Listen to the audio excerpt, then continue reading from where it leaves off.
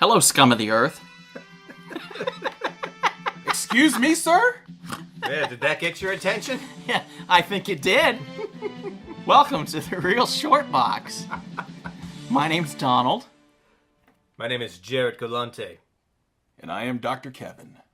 Dr. Green, actually. Nobody says Dr. Kevin. Why, yes. Yeah, use the last name. Also, Dr. Green sounds like a guy who owns a dispensary. That's a good one. Yeah. You should go with that, dude. I think I Green just found Thumb. your new business. Oh, shit. Anyway. Yeah.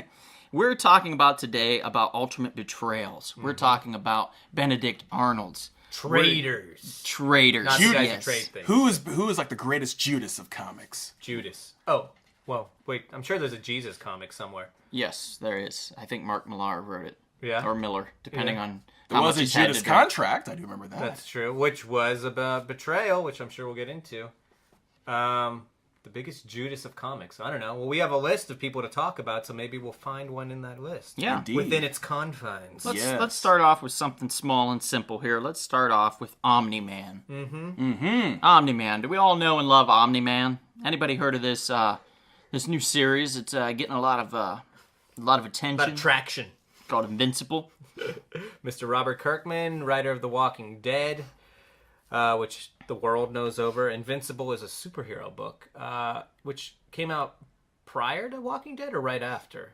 I think it was I think it was after. around the same time. It's to be around. honest. They're very, Yeah, very very close. close. Yeah. But I think it was after, if I recall. Which just to me is another amazing thing, because if you read Invincible and Walking Dead, which I do, they're polar opposites and they're both amazing. And to be one writer doing both of those is just amazing to me. Yep, it I crosses think town. he's got a mental disorder, and that's how he's able to do it. But Yeah. there's nothing wrong with that. No. It's just If anything, just like many parts of many arts, it's therapeutic. dissociative identity disorder, I And believe. I think his writing is therapeutic. One of his personalities is writing The Walking Dead, while another is writing Invincible. He's the legion of comic book writing. Ooh, there you go. That works. Which That's is more on schizophrenia. FX. At Also, 12... what's the one the dinosaur one for the kids he wrote?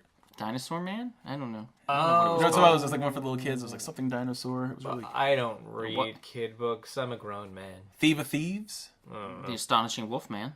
Is that ran done? For a little bit. Oh, yeah. It's been done. It wasn't good. It was good. It wasn't bad. It just wasn't as good. Definitely Yeah. didn't hold my His interest. kid-geared stuff is not so great. Well, Wolfman he tried to put into the mythos of Invincible and all those ones. It just fell Didn't short. take. No.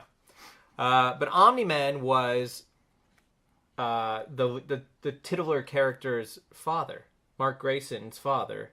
Mm-hmm. And he was pretty much that world's Superman. Mm-hmm. Right? Yeah. Okay.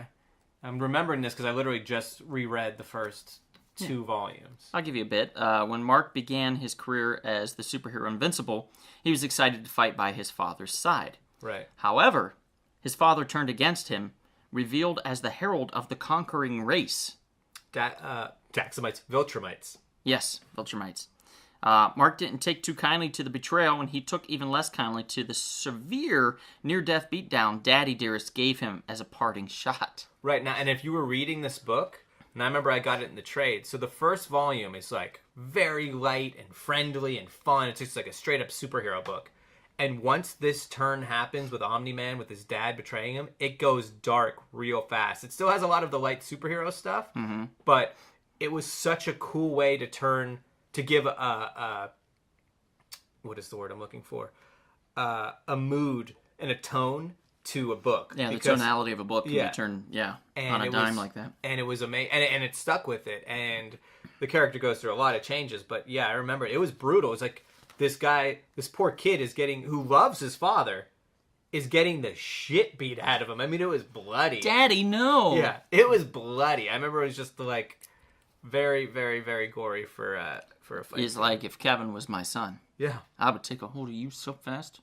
I'd be like, get outside and get a switch. I'd be like, if Wow. you don't want to take over Earth with me and my fellow aliens, then I gotta beat you savagely. Wow, that's quite some threatening words, sir. I would do it either way. I'd just beat you.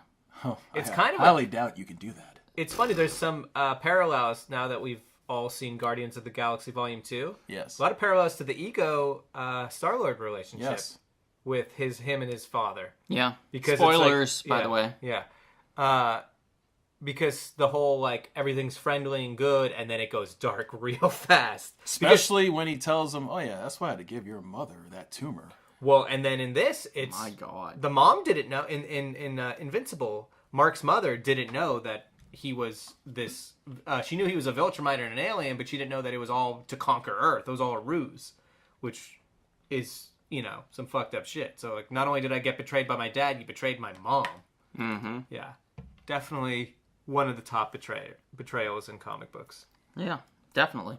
Kevin, do you have one that you're thinking about? Well, one that comes to mind goes back to the early 1990s, the Fatal Attraction storyline that myself and Jerry is very familiar with. Glenn Close, Michael Douglas. Yes, The indeed. rabbit gets cooked. Well, actually, that was 87, sir. Oh, and that was Fatal Attraction. Fatal Attractions. Attraction, I'm sorry. I was thinking about the one with Sharon Stone. No, that was Basic Instinct. Michael Douglas. That was Basic Instinct. I was thinking about the one with Sharon Stone and Billy Baldwin. Sliver, guys. It was Sliver. Oh, Yeah, Sliver. and then the one with Madonna and William Dafoe. Body of Evidence. Body of Evidence. Yeah.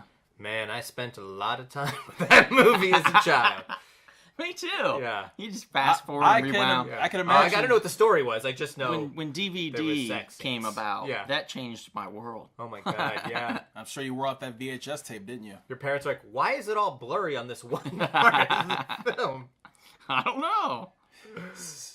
Oh, but speaking of betrayals, I'm sorry, Fatal Attraction's the 90s. And Yes. I do know where you're going with Yes, this. Yeah. and I'm going with good old Peter Rasputin, Colossus. Yeah, that was a big one. It was a big one because it came out of nowhere because basically Ileana, you know...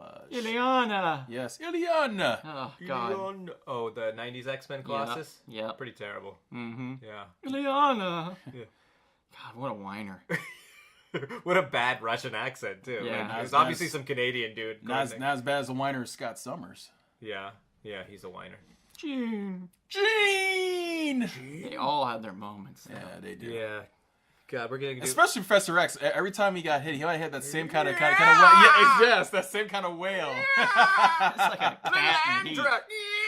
Snarf, Oh snarf. my god, we're gonna do a full pod on just the 90s X-Men, like, the shit that's The sound laughable. effects. The sound effects are laughable. But I remember they hyped it up, like, because that was when they would give, like teasers, and they were like, one of the X-Men is going to betray the team. Right. And you didn't know who. So yeah, when it was Colossus, you're like, oh shit. But the clues were there, though. I mean, after all, Legacy Virus took away Ileana, killed her. Ileana. For him, he had nothing left to fight for. You know, and basically when everything's going down with Magneto and the Acolytes and the X-Men, he just like... At the funeral for at the Ileana, funeral, right? yeah. All the teams were there, and everybody's attacking Magneto, and he goes and Bishop, right? Bishop was like their last defense against Magneto. So everybody's like, okay, Magneto's kicking all our asses. Charge up Bishop. So Yeah. they charge up Bishop, and he's actually holding Magneto at bay because he's got all this energy to shoot him. And then, lo and behold, someone takes a sucker punch to, like, the back of his spine. Colossus. Speaking of Bishop, wasn't he also accused of being a betrayer? Yeah, later That's on. right, later on, yeah. Yeah. You think he would have learned by getting punched in the back like that? Maybe he did learn. He was Maybe like, he did that was a learn. great move, Colossus. Hey, nobody expected that shit at all. See, Bishop's portrayal later on, I could kind of understand where he was coming from. You know, he comes from a dark future, and he truly believed that, hey, this girl is going to cause my future. His one was he wanted to kill Hope. Right? Yeah, Hope Summers, yeah. Not literal Hope. Yeah. But literal Hope. Right. But Hope. But the Colossus one, I actually have another theory, is that he was just like, you know what? I'm made of metal. Maybe Magneto can just do with me what he does, like in every fight where he just goes, all right, Colossus, see you later, and throws me away. Mm-hmm. Can't beat him. Join him. I actually always thought Colossus looked pretty cool in an Acolyte's outfit, too. He had the cape with the... Yeah. Yeah, it was pretty M. cool. Yeah, he always looked pretty pimp. So, Strutting his stuff. yeah. I got a random one for you guys. What do you Okay. got? It's funny because this was the first one that popped in my head. So, as you may know now from listening to thousands of hours of us on these podcasts, the Real Short Box, trademark TM, I am a big Legion of Superheroes fan. And their big Benedict Arnold, their betrayer, was a guy named Nemesis Kid. Mm-hmm. Now, the Legion is known for having... With a name like that. I know. Yeah, my name's Nemesis Kid. He actually had a cool power, though. His power was he spontaneously develops powers to defeat a single opponent. So he adapts to whatever. He was like Resurrection Man. Kind of, yeah, exactly. But like on the fly. So like if you have fire powers, he also has ice powers. That's pretty You cool. know? Yeah, it's a cool power. It's almost like how the Sentinels are in a way, where they're able to adapt. They one learn gets and killed, adapt. so they send the program to the next Sentinel. Okay, that's how we Right. counter this one. Now, in his first appearance, I love their names. Hart Druder. I'm changing my name. Applied to the Legion as a member along with Princess Projectra, Karate Kid. That's right. Kid. There was a guy named Karate Kid. And all he could do was karate. He wasn't nothing else. And Pharaoh Lad. I actually almost got this book the other day because it's just a cool book. He identified himself as a native of the planet Maiar, the alchemy planet, and claimed he had created a mystical potion that gave him his powers. He was actually sent to infiltrate the Legion of Superheroes on behalf of the alien Khunds. When his deception was revealed, he still tried to frame Karate Kid as the traitor. Wow. When that failed, Poor Ralph Macchio. when that failed, he fled. I just love that. When that failed, he just ran away. All right, that I didn't do it. Karate Kid did it. No, he didn't. We know it's you. No, I didn't do it. I swear to. He just ran away. That's it. So yeah, so I guess he Nemesis did do it.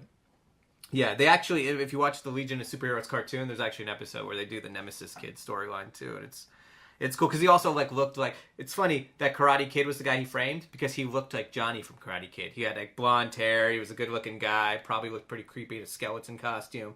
Yeah. You know, no mercy. I'm sure he would join Cobra Kai if he could. But yeah, so Nemesis Kid was definitely up there with the betrayers in comicdom. I'm gonna go with one. I think I'm gonna just glaze over it real quick because we've talked about him before. But Hal Jordan, Yep. so seminal. Emerald Twilight, if I recall. Yeah, Emerald Yeah. Twilight. Yeah, and it was fantastic. Never before had I seen anything like this. When I was a kid and this came out, I had to have every issue. I couldn't find it at my comic shop because it sold out. I had to go and scout like local bookstores to see if they would randomly get a Green Lantern comic in so I could Right. grab one off the rack. This thing was impossible to find. It was so hot. It was so popular. Hal Jordan goes insane and starts killing other Green Lanterns to collect their rings. The rings doesn't give you any more power unless you will it. Right. And with each ring, he thought that it made him stronger, and that thought alone did make him stronger. Right. And then he took out the Guardians. He killed Sinestro. He killed Kilowog. Kilowog. He killed all of the lanterns, basically. Yeah. Ganthet was the only one to escape of the Guardians and went to Earth and traveled with one ring that he had made and gave it to some random dude that like had the potential to be the next Green Lantern, and that was Kyle Rayner. Right.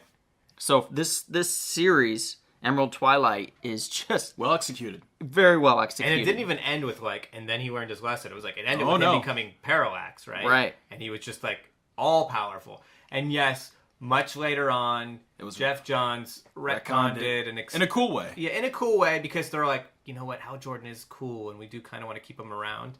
But there was no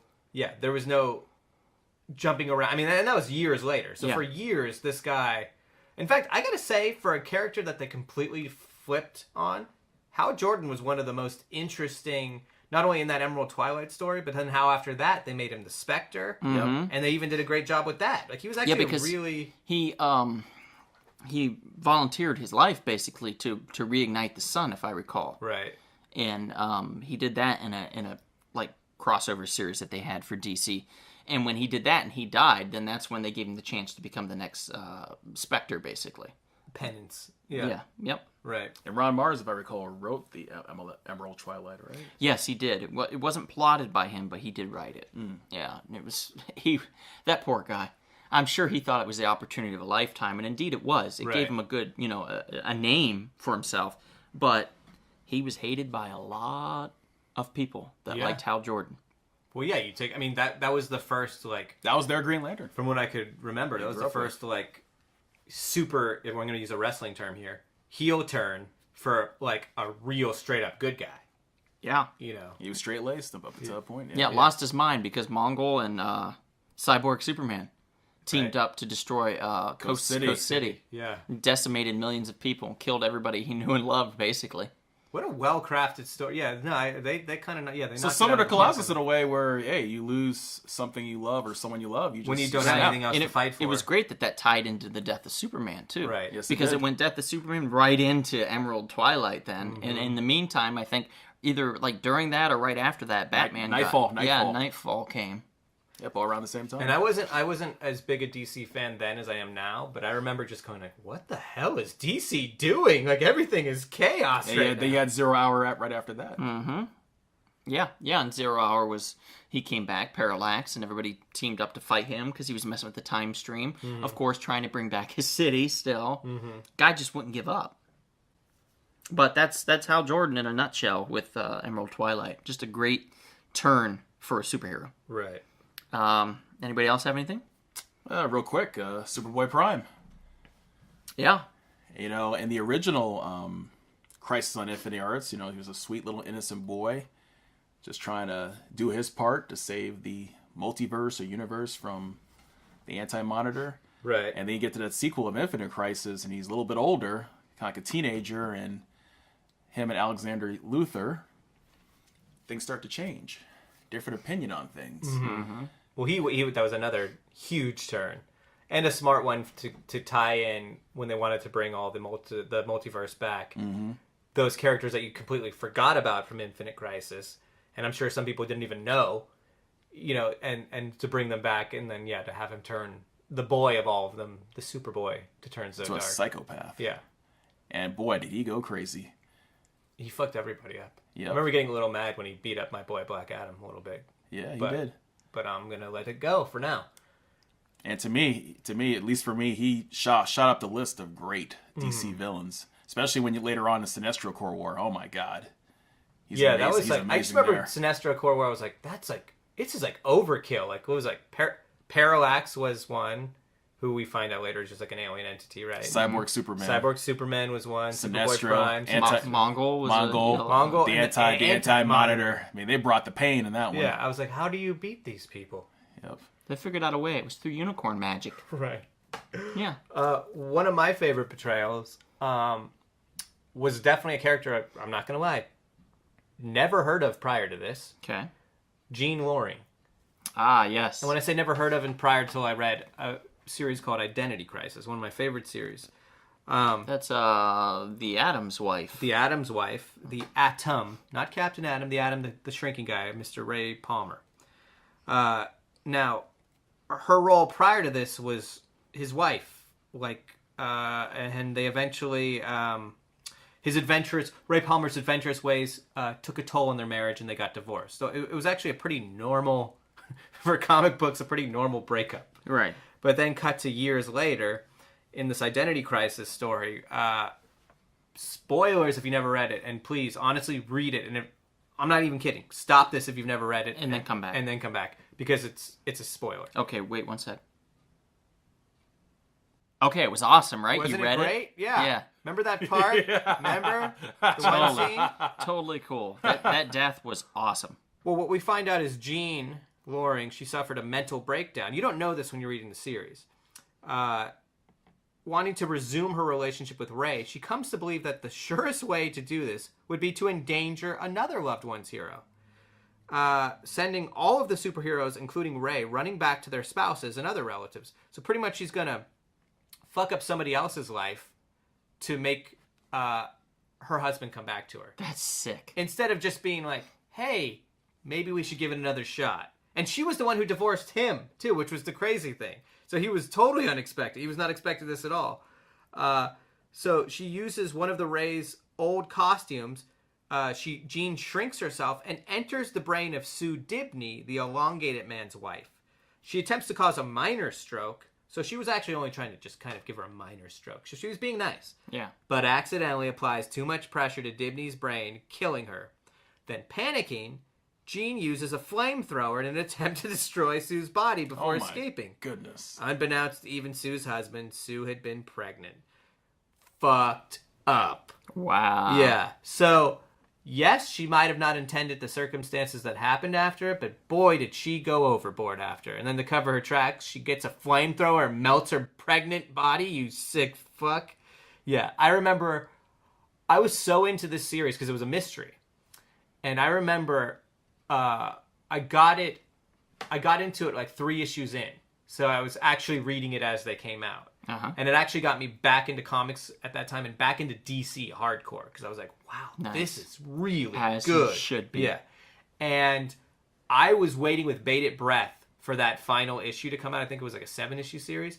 I was so into that story and the reveal, and I had no idea. And the cool thing was you could kind of come up with ideas. Yeah. I will totally full on say I had no idea it was Jean.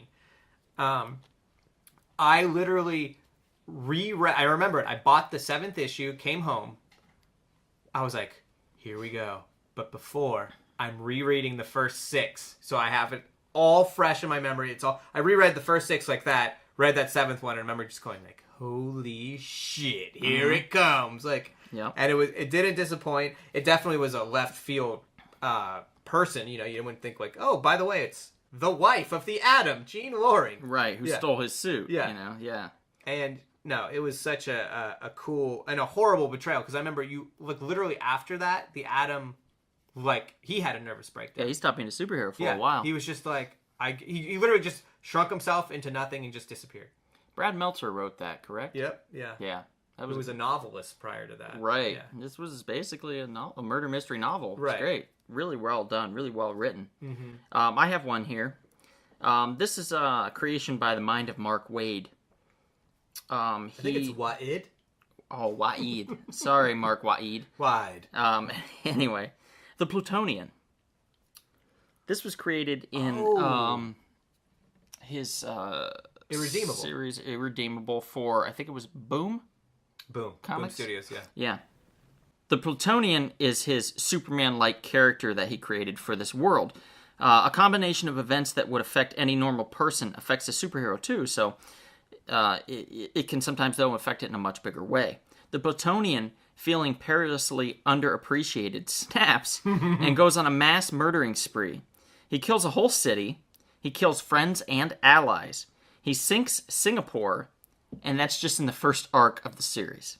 Man, a lot of people like the vacation there, too. Yep. This is the purest good guy gone bad. Right. In a lot of lists. He hasn't sought redemption in any way. The entire book, Irredeemable, was about his fall from grace and how once he went villain, he just stayed that way. Once you go villain, you never go back. You always be chilling. Yeah. I don't know. But, yeah. Like a villain. I don't know if you guys have read this, but I read most of it. I read like the first 10 issues or something. Yeah. And watching the heroes band together and have to hide from the Plutonian, who was going around and finding them and killing them, was insane. It was insanely awesome. I love it when, like, you have underground heroes fighting back against a torrential character that's just, like, all-knowing and destroying. And, you know, I think that's why the Matrix original movie, the first one, really appealed to me as well. Right. That kind of stuff really just draws me in. And for me, I love any analog Superman character, like Gladiator, Hyperion, especially the darker ones, because it's like, oh shit, this guy with all that power, like, how do you stop that? And, and that's what this whole book was about. It was about how do you stop a man that's gone so wrong. Right. Yeah. So this is a really good one, and one I highly recommend. If you guys haven't read this series, Irredeemable. Mark Waid is also just like one of our treasures. He's he's the go-to guy great writer. for writing something solid. Definitely. And he's always good. I've never read something been like, that's crap. Mark Waid wrote that. In fact, talking about this right now made me just remember another betrayal. Who's that? Mark Waid's Kingdom Come, Captain Marvel, Shazam. Oh, yeah. Remember that? Mm-hmm. We're trying to find out. Lex Luthor's got some trick up his sleeve. This is like a kind of a what if Elseworlds future of the DC universe. And most of the heroes retired, especially Superman, because because of what is it, Magog. He helped decimate his city, or the Kansas. What was the Smallville, yeah. But then we find out at the end that Lex Luthor has been manipulating Billy Batson this whole time. I think with Mr. Mind or something was in his brain. And he pretty much has Captain Marvel just do his bidding. So yes, he was kind of mind controlled, but to see Captain Marvel, who's like the big cheese and the Boy Scout, just go to town beating the shit out of Superman with like just lightning bolt after lightning bolt. Yeah, he just kept saying his name over and over again. Shazam. Shazam. Killing him. And, oh, yeah, that was a great turn. Made me love Captain Marvel that much more, because I was like, oh, shit, it's cool to see him fucking so dark. Mm-hmm. Yeah.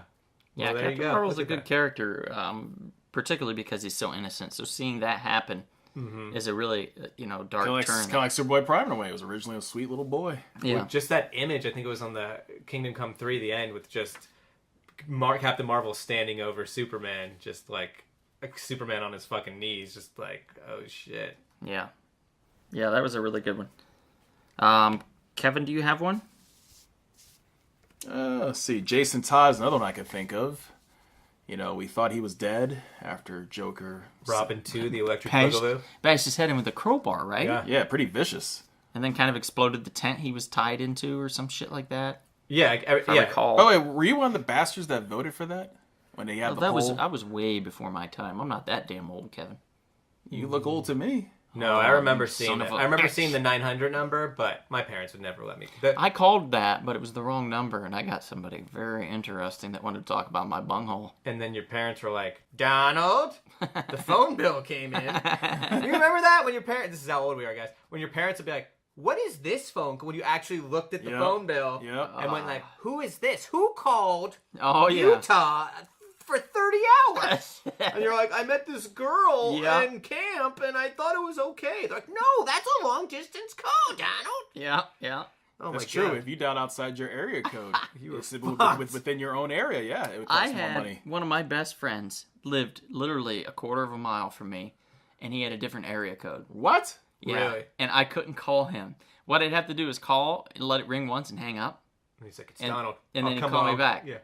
But like sometimes his grandma would pick up. Oh no! And then she'd hear me go, no! And then I'd hang up. 35 cents right there. Yeah. And, my parents would make me pay, You're like, damn it. I remember because what we were talking about is there was a Jason Todd. There was DC did this smart thing where they said, look, there's going to be this story called A Death in the Family. We might kill Robin. We might not. You can vote on it. And they had fans call in, but it was a 900 number. And if you knew back then, 800 numbers were free, 900 numbers were not. Mm-hmm. So you had to spend, it was a way to kind of get some cash for DC, because poor DC. But, so I never called a 900 number, even as a joke, because, that would show up and you'd be busted. Your parents would beat your ass. Yet I remember being with my brother and his friends, who my brother's 4 years older than me. So I learned all the, shit to fuck with from them. We went to, there was a construction site, and by a friend of his house, and a friend of his house, and it was like a Sunday, so they weren't doing construction, but they left all their stuff there, like the bulldozer, like everything was there, and they had, and this was back in the day, they had a phone attached to right into the line, old school. Outside, old school. Whoa. and right away my brother and them were like, 900 sex numbers, and just started dialing. She's like, oh, this one's a gay one. It told me he wanted to piss in his boxer shorts or something. I was like, what? And I'm like, okay, dial another one. So I just love that these people eventually got a phone bill. They're like, who on the construction site is calling all these goddamn porno lines? That's amazing. But it wasn't even I just don't even remember a hesitation. And you didn't get caught? You never got caught? No. And I you know what they would have done to you had they caught you? Oh, man. They would have been like, was it any good? Which number did you call? Yeah. Which one was the gay one? Yeah. But I just remember, they didn't even hesitate. They're like, hey, there's a phone out here in the open. It was like, just like jackals on it. They're like, light emanating from the box. So, speaking of Jason Todd. Yes. Going way off topic there. Yeah, I remember that one was, and that was another one where it was vicious. Yeah, he beats him with the crowbar, and then, something like, and then he's on a plane with his mom that explodes. So you're like, he's dead. And he was dead for a long, long time. Then they did that Hush story where they teased that he came back, but then you found out it was like Clayface or something working with Hush. And you're like, oh. And then I think they were testing the waters, because then they were like, oh, maybe we should actually really bring him back. And they brought him back in a pretty ingenious way. They brought him back as the Red Hood. I think Judd Winnick wrote that run, right? Yeah. Judd Winnick from from the Real World, San Francisco. Real World third season, It'll never live down, because he's actually a far superior comic writer than he is a Real World. Yeah, he'd tell you that.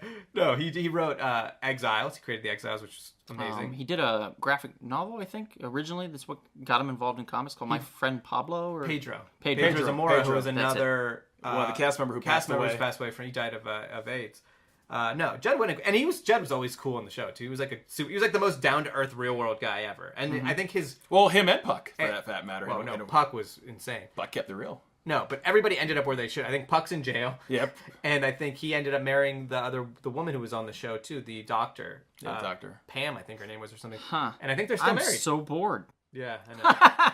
I've never watched any of it. I'm sorry. Oh, it's okay. I was so about the Real World back then, but and Road Rules. Yeah, and Road Rules I kind of faded out on, but Real World I was all down for until they went to Miami, and then it just got shallow as fuck. Really shallow. Jersey Shore shallow. Oh man. Before there was a Jersey Shore. Yes. I watched Jersey Shore when my second daughter was born, and I was like, I would never watch the show. And when you're sitting there with a crying baby, you just want to watch that. That is exactly what you wanted to watch. It was strangely perfect. So I know too much about that. But no, he comes back as the Red Hood, which if you know your Joker history, the Red Hood was part of the Joker's origin story. Yep. But this Red Hood is vicious. He's an assassin. He is he's like a commando. He's like, I think Bucky might have copied this later on with Winter Soldier. I think they that. might have influenced. Oh, definitely. They've been influenced by that. Mr. Brubaker, I love your work, but what the fuck? Little thieving. Yeah, that's completely, totally true. Yep. But I gotta say, Red Hood, man, that guy got a fan base like crazy. Like, you see cosplayers, cosplayers love him. He's had his own book, Red Hood and the Outlaws, right? He had he's currently, we're pointing at Injustice 2, the video game just came out. He was announced as one of the first DLC characters. People are gonna probably kill Ed Boon, the guy who runs NetherRealm, because they had been requesting that character since the first game, like hardcore. So people are happy he's in. So yeah, that was a definite betrayal because Red Hood comes back and he's kind of like a Punisher, right? He was like just killing people. Yeah, which is if obviously you're a bad guy. Yeah, which was not Batman's way. Like, wasn't there a scene in that first story where he just throws like a duffel bag of like heads at somebody? He's like, yeah, that's like all the crime bosses, like just killing him. What are you gonna do about it? Yeah, yeah, that makes sense. Yeah, he didn't mess around. Frank Castle would appreciate his work. There was 8 heads in the duffel bag, and Joe Pesci. Joe Pesci was very excited about that. Oh man, I miss that guy. I know he's still alive. He's still alive. He just doesn't work. Maybe because of 8 heads in a duffel bag. Possibly. Oh, choose better, Joe. Go back to Goodfellas. Do Goodfellas 2, The Electric Boogaloo. Yes. Where are we at? Well, I have one here. Actually, it's a twofer. I got a twofer for you guys. The Wonder Twins. Nope. Terra and Jericho. Oh, right. Now, the Teen Titans, it's not a place you want to be if you intend to never be betrayed. Right. In the new Teen Titans era, they were betrayed twice, actually. They both had connections to Deathstroke at the time. Terra was always intended to be a traitor by her creators, Marv Wolfman and George Perez. Unbeknownst to the readers, of course. She was only with the team for a short time, soon revealing her secret alliance and sexual relationship with Deathstroke. Oh, that's right. It was kind of creepy because she was young, right? Yeah, she was like teenage young, yeah. He's old. Yep. She helped him capture the team.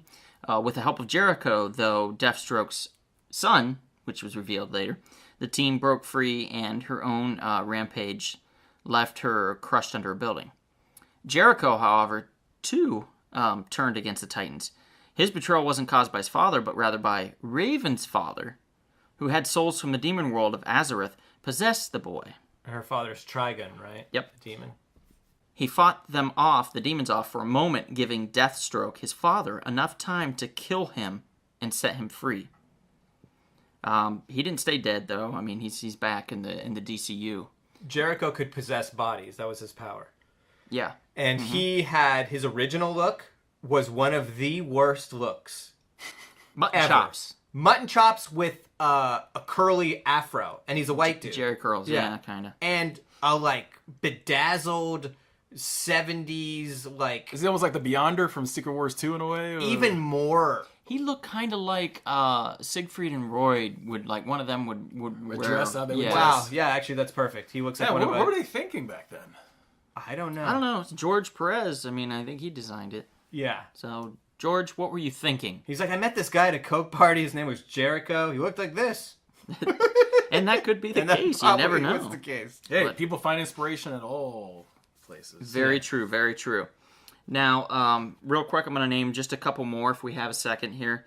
I wanted to mention we did already talk about Bishop, but I wanted to mention Scarlet Witch because we did talk about her for a second. Right. That's right. She's done some betraying herself. Avengers disassemble. Right. Yeah. Yes. I mean what was it? Was like when the Vision like basically just fell apart. She took the Vision apart with her Chaos Magic. You didn't know it was her at first, but Vision Right. died. Jack of Hearts got killed. I think Scott Lang Ant-Man got killed. I don't know. I'm sure all of them have come back. But yeah, she just started killing Avengers because she like flipped out. Yeah. Yeah. And then she eventually in the M Day, she got rid of all the mutants for a while too. She said no more mutants. That Yeah. she did. That lasted for a while too. I don't like the Scarlet Witch anymore. Yeah, I'm not a fan. Really, no, not at all. Especially not in the Marvel universe of movies. Oh, the MC. Yeah. I could care less. Would you tell it to the Olsen family's face? Yes, I don't care. Sure. She was better in Civil War than Age of Ultron. Age of Ultron, I don't like that movie, but she Yeah. was just blah. Wasn't a good movie. No. But and even in Civil War though, she's blah, but definitely much better than In this that. case, Joss Whedon would agree, so you wouldn't have to tell it to his face. Okay, thank goodness. Thanks, Jossie. But speaking of that, real quick, I've got one more here. I just want to shout out to Alex Wilder, who was one of the Runaways. Runaways were the kids of supervillains. Soon to be a TV show too, right? Yeah. They kind of ran away from the supervillain life Right. because they wanted to start their own. But Alex left a note for the supervillain parents and saying, like, basically, like, I'll never betray you. So it was kind of stupid, but That is kind of a stupid way to. That's like a planned betrayal to. That's kind of weak. yeah. So Fuck you, Alex. yeah, he wasn't a very nice guy. He was a mole for the main baddies there, and he eventually got killed. Although I think he's back to life now, but. The magic of comic books. Yeah, there's a lot more out there, but I just wanted us to go over, just a quick snippet of some of the ultimate betrayals that happened in Marvel Comics and DC Comics and Image and all the rest. Yeah. So I hope you guys enjoyed. Please find us on Facebook, Instagram, Twitter, YouTube. Subscribe, spread the love, tell everybody. Face book or Facebook as I call it. iTunes. Yeah, subscribe to it. And please just promise us something. Never betray us because we'll always see you at the comic shop.